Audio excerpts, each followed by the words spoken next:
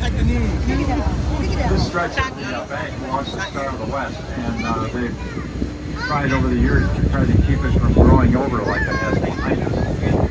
And sending an employee down that steep bank with a chainsaw is not an option. Last fall, they got a great idea. They put an electric fence around this section and put 10 goats. Hey guys! Hey guys! Goats had a 2 weeks head start.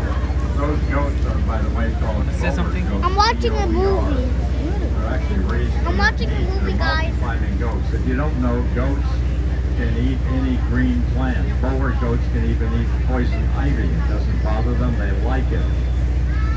And they've been on the hill this year another 3 days. So they're going to be on there probably another 7 days or so.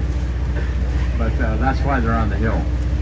They actually belong to a farm that raises that goat, and farms that raise those goats actually will rent out part of their herd to clean property that needs to be have the undergrowth cleaned up.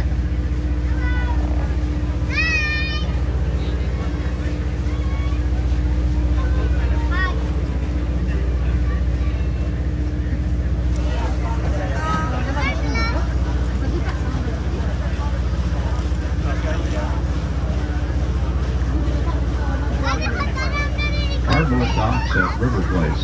River Place was opened in July of 2000. For many years, that was the site of a major brewing company. Originally, it was Carling Brewing Company. Then it became G. Heilemann Brewing. The most famous beer they brewed was Carling Black Label. They went bankrupt in 1981. The Zender family bought the property. In the summer of 1999, they tore it down to build River Place. They took down everything except the basement. The basement is a cavernous structure that has ceilings almost 20 feet high. So when you're walking around River Place, about 85% of the store and the sidewalks are actually sitting on the ceiling of the old basement. They also thought far enough ahead to build a tunnel 285 feet long that goes east off the basement over toward available land, so that if they ever build on the River Place, those stores will be able to access that same storage through the tunnel. The sidewalks in River Place are heated, so there's no ice or snow there in the winter. The pedestrian bridge 60 feet west of our dock also has a heated deck, as is the sidewalk going from the north end of that bridge up to the Bavarian Inn restaurant.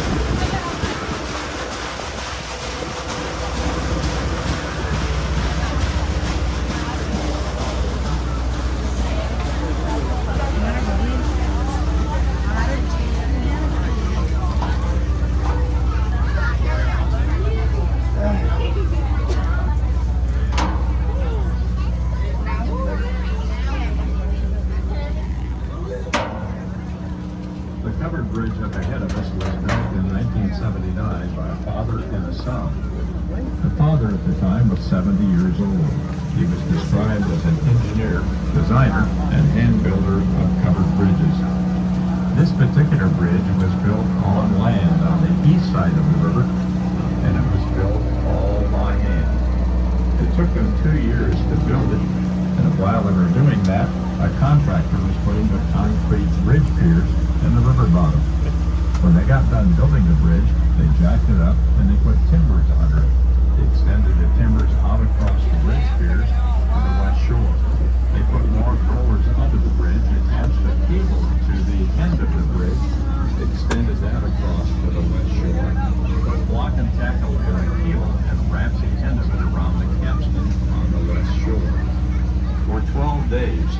oxen walked around the capstan every day, pulling the bridge a few feet farther out across the bridge piers until they got it in place. They jacked it up, took the timbers and log rollers out from under it, and set it down on the piers. Sounds like a story somebody would have made up, but that's actually how the bridge got there. At one time, that was a common way of building bridges. Apparently, it was a lot easier to build them on land, and that makes sense. You could lean a ladder up against them and work on them very easily, and then once you knew how to move them around on rollers, do it that way. Then it was to hoist heavy material high up above the water onto the bridge piers and try to construct a bridge from there. This bridge weighs well over 230 tons. My brother's son. The two oxen were able to pull the bridge because of the walk and tackle, and the cable amplified the pulling power that comes from the oxen from the barn to go up to the container. So even though there were only two oxen walking around the capstan, theoretically there were 360 pulling the bridge out across the bridge piers. One of the major structural components of the bridge is the lattice truss. You can see that from the other side. The lattice truss weighs over 20 tons. We can keep your hand, okay? When you go under the bridge, you can see the tails of the truss extending below the runway. You can see they're held together with very large dowels. Those are called funnels or tree nails. They are 2 inches in diameter and over 2 feet long. In years past, that was a common way of fastening large structures, bridges, and barns. The entire bridge is fastened that way. The only metal fasteners in the bridge are nails that hold the shingles on, metal brackets that hold the rope down so it doesn't rattle when cars and buses drive it, and metal braces that hold the bridge itself down to the bridge piers. The name of the bridge is Holtzbrocken, which means bridge. The next time we'll come.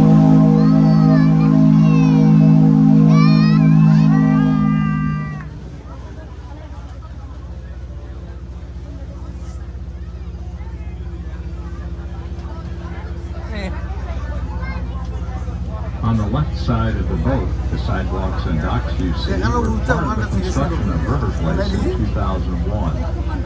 The limestone there came from the Niagara Escarpment in Ontario, Canada. It's the same limestone formation Niagara Falls goes over. 2.5 million pounds of that stone was brought into Frankenmuth to build a retaining wall so the docks and sidewalks could be built, and also the waterfall up ahead of us.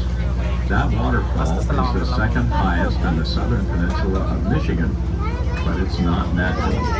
When you get off the boat, you can see an aluminum hatch in the dock, and beneath that are 2 large pumps that pump water out of the Cass River out to the top of the rocks, and it falls back down as a waterfall.